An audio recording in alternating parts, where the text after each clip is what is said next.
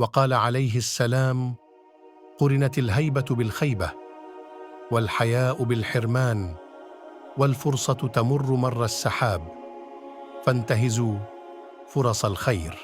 خوف کا نتیجہ ناکامی اور شرم کا نتیجہ محرومی ہے، اور فرصت کی گھڑیاں ابر کی طرح گزر جاتی ہیں، لہٰذا بھلائی کے ملے ہوئے موقعوں کو غنیمت جانو۔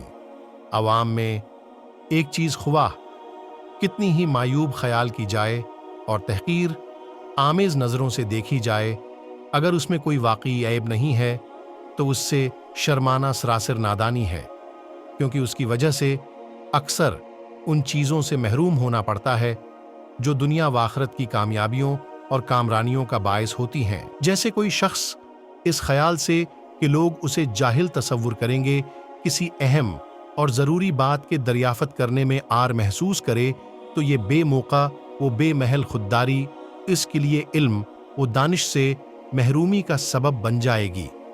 اس لیے کوئی ہوشمند انسان سیکھنے اور دریافت کرنے میں عار نہیں محسوس کرے گا۔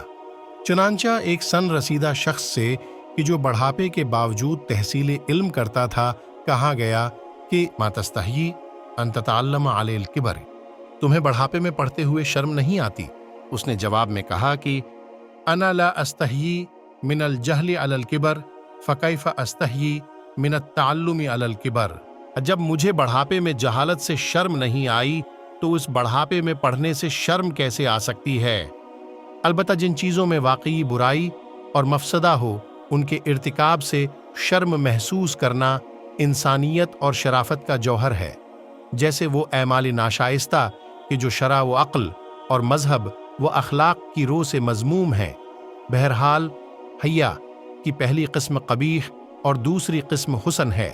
چنانچہ پیغمبر اکرم صلی اللہ علیہ وآلہ وسلم کا ارشاد ہے، الحیاء حیاءان، حیاء عقل و حیاء حمق، فحیاء العقل هو العلم و حیاء الحمق هو الجہل۔